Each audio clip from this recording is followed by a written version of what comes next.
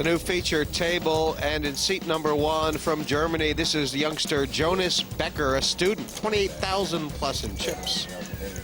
In seat number 2, an Irish legend. Looking different, he's clean-shaven. 5th in the World Series of Poker main event a few years ago. It is Andy Black. Seat number 3, a car dealer from Northern Ireland, 23,000 right now, Paul Linfesti. In seat number 4, becoming a big name on the French circuit. Result recently in a Ladies Open, Claire Renault on a short stack. And seat number 5, well known around Dublin, this is Vincent Giglione. Another Irishman, it's a sole survivor in seat number 6. This is Adrian O'Donoghue from Dundalk. On his left, a Dubliner, 20 years old. It's John Paul Hines, 18,000 plus. And rounding out this table, he had a big result down in Galway, I think, a few years ago. Chris Dowling, 24,500.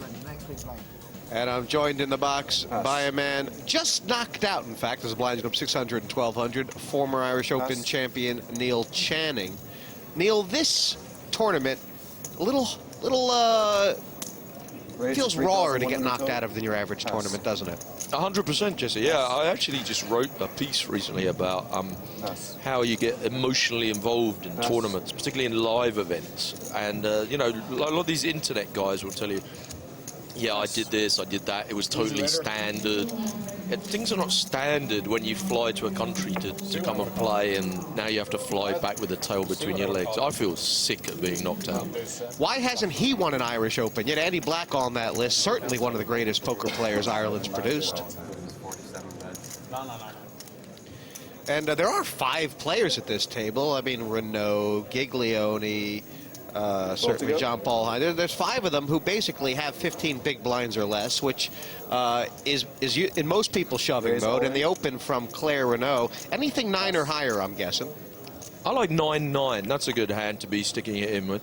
Oh, there you go, Jesse. Yeah, she's let herself get quite low. That's why I said 9-9, really, because anybody that gets themselves that low, you get the impression they're not a 10-9 or an 8-9 person there.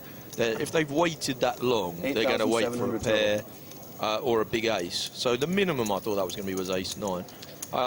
Chris Dowling's got he's got a decision here, hasn't he? It's 8,700 to him. He's sitting on a stack of about 17,000. It's half of his chips. If he plays, he's got to move all in, and there's people behind him. And he probably thinks to himself, I'd rather use my chips to get them in first, rather than to be just calling off my chips. We have all in a call. He shows pocket 9s. Oh, maybe not. Paul looks quite relaxed about it. He obviously knows he's a big favourite here. Needs to fade the 9. Uh-oh. Oh. Now Claire's wishing that she'd had ace-9 instead of 2 9s. My eyes can't see, but as you say, AB, anything but the 9. Yep. So basically down to 2 outs. She is She's got nothing wrong, though. I mean, what are you going to do? You got 8,700, you find 2 9s. It's a no-brainer, Jesse. She's a journalist as well, writes extensively about poker players, and threatening to become one herself with her recent results, but not here at the Irish Open. She might be just in time to enter the ladies' event, though, which starts tomorrow. I think the atmosphere was really good.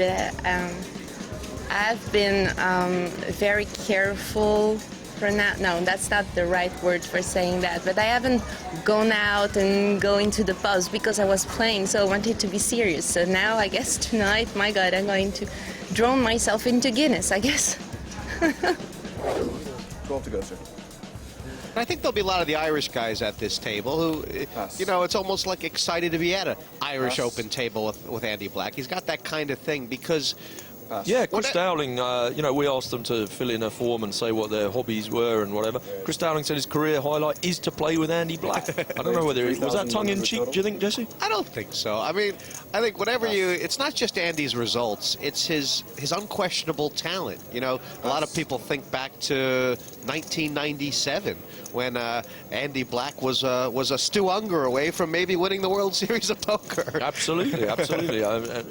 That is enough to make you turn into a Buddhist monk. It is a story it's one of the great stories in Irish poker, perhaps. But right now, Black's in a pot here. And why O'Donoghue with the call rather than the re-raise? Is it because we can see the cards? No, it's the stack size, Jesse. That's what it is. He's got too much money to simply move all in, but he's got too good a hand to fold, which puts him in a tough spot against Andy Black. And Andy knows that, and Andy's got position, so it's easy now.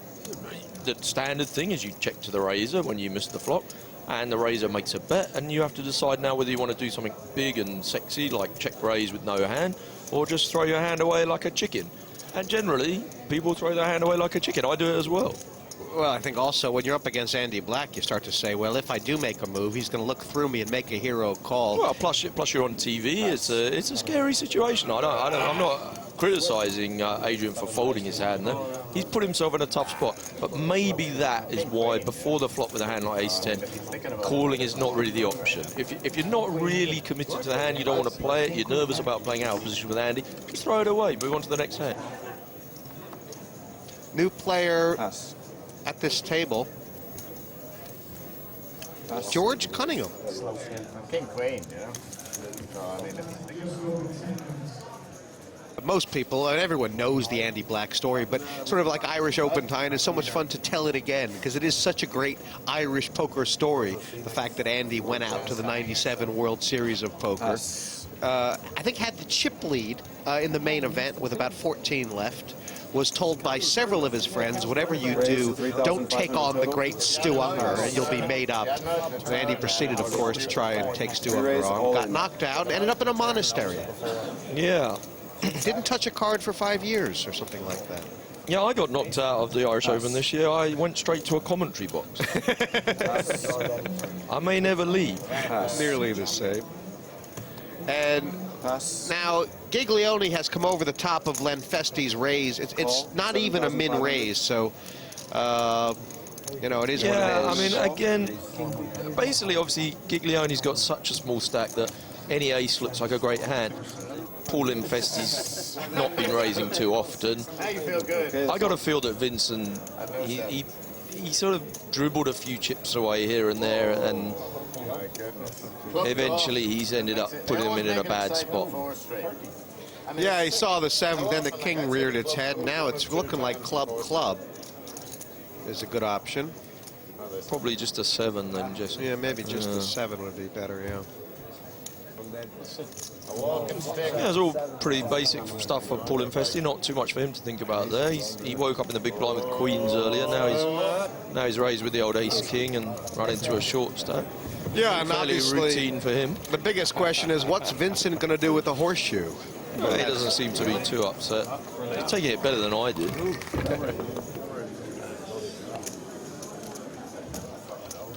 New player into seat 5. This is from the UK, James Mitchell. Should be among the chip leaders with 117,200. One of the up-and-coming youngsters in UK poker. And in the 1 seat, the most famous player in Liverpool. That's what Barney Boatman calls him, Joey Lovelady. 26,300 in chips. You know Lovelady. Yeah, and, Joey's great. He's a great guy, actually. A really funny guy. Very dry sense of humour. Very sardonic.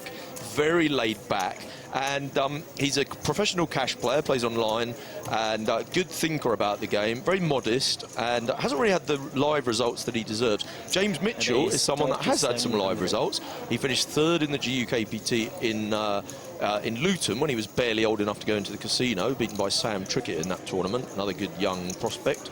He's well respected by the youngsters around the UK community. He's sort of hangs around with that mob that involve. Oh dear, here we go, Joey Lovelady. This is an aggressive all-in move, the perfect stack size to do it. He's just unlucky that James Mitchell is such a card rack. James has found the 2 kings. Joey's done nothing wrong. 2100 to play. Joey's stacked. What are you going to do? You've got a good chance to make him lay it down. You can pick up the blinds and antes. You can pick up the 2100. You can add 25% to your stack, 20% to your stack. That's what he tried to do with the king queen. Much better than just calling. We saw a lot of people earlier calling in the blinds with hands like king queen. Joey knows what you should really do with it is move it in. Unless they've got a big hand, they're not going to call you. Unfortunately for him, James Mitchell found a big hand. Must be nice being James. Yeah, and Lovelady, under the heading of Heart on Shield, is going to just have played one hand on this TV table, be out of the tournament, but done the right thing. I feel for Joey here. Yeah, actually, I remember we played a tournament in Australia a couple of years ago, and he came to my table, and there was a lot of banter. Oh, Joey's on the table now, it's going to be exciting, blah, blah, blah. And he stuck it all in re-raising with 10 deuce the first hand and got knocked out. So I never get to see much of Joey's game. It's a shame. I'd like to have seen his under-the-table cards.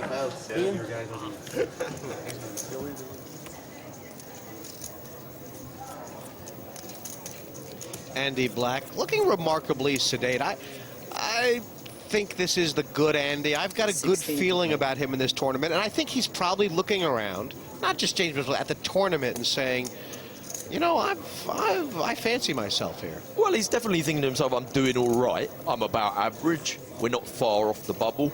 Life's pretty cool. But he's got to be thinking to himself, I don't fancy the fact that I've got this James Mitchell character just on my left here.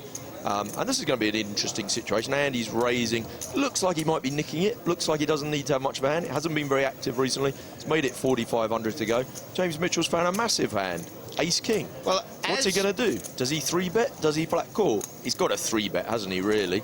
I think he's going to make it about 12,000. That'll be the bet for me. Not that much, actually. Probably 11. Just sort of as the chip leader with this hand in this position and these stacks, you'd never flat call. Well, no, you're going to... 12,200. 12,200. Right? Yeah. I mean, why would you want to? You're going to play ace high out of position against a good player, an aggressive player like Andy Black. You're not going to want to do that. You know the guy's going to be nicking quite a lot of the time, so you're going to come over the top of it. And Neil, Andy could ship. He could ship. Andy could easily ship. It's 12,000 to play, so it's 7,000 more. If he goes all in, he's raising an extra 37,000. It's a quarter of James's chips. Maybe as much as a third of his remaining chips. So Andy will be thinking to himself, very easy for James to fold. He knows James's reputation, I'm sure, and he's got to think to himself, James doesn't need a hand as big as ace-king. If he's got 2 overs, I'm going to be in a race if I do get fold. I think it's a good spot to raise all in from Andy here, and I think he's going to be thinking that. But if he does get knocked out in this spot, he's going to go, oh my God, I had quite a good table, and suddenly I'm out of the tournament before the money. Neil, my guess would be that Andy Black's never seen or heard of James Mitchell, but I think that Andy is the kind of guy that after it goes by 3 seconds, the quality of his decisions gets really good. Well, I can tell you, even if he hasn't heard of James Mitchell, he's seen him come to the table with a hoodie on, and, you know, he's seen the way he holds his chips, he fiddles with his chips, he's seen the fact that he's got a sponsor's patch on, he knows about Black Belt Poker, he knows that James is one of the players that has played through that, and that makes him one of the young guns of UK poker. I think that Andy's going to respect James, but he's also going to think he doesn't need a hand. Get that many good hands. Here we go. Are you getting that many good hands? He's definitely sceptical about whether this is a good hand. He definitely has worked out the maths and says, I've got fold equity. If I ship, he's going to fold hands like ace-10, ace-9, a lot of the time, king-jack, those kind of hands that he might have 3-bet with. Obviously, we know that James is not really going to fold ace-king. That's one of the best hands you can get.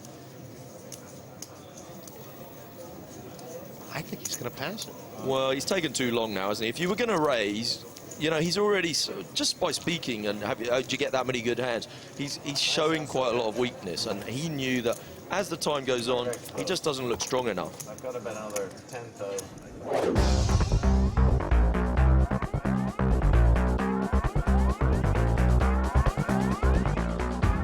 Here at the Irish Open, making a radio documentary about about professional poker players and about their life and covering the event. It's tricky enough because it's radio. You're trying to capture a poker table, which is essentially a group of silent people wearing shades, which is kind of tricky sometimes. But luckily, there's a lot of big characters in poker, and one thing I've noticed about poker players as well is they're generally not afraid of talking. They don't they don't hold back. They're not shy. Luckily, one of the guys I've been talking to is still following Andrew Black, so he's still in. There's less than 150 people, so fingers crossed for him and for me. We've been here covering all the B-Win players, making sure that their events going well for them. We have a lot of interest. We're normally a big sports book kind of thing, but we've got a poker section going. So we're here just to follow how all the players are doing within the Irish Open. It's the oldest and most prestigious event in all of Europe, so it's a big one for the calendar. And it's pretty good. There's a lot of demand because it is one of the biggest and the oldest on the circuit. So the interest from the poker and that kind of thing, because people are always interested in going to the cities that really fancy. So Dublin's got a lot to offer, especially with this tournament.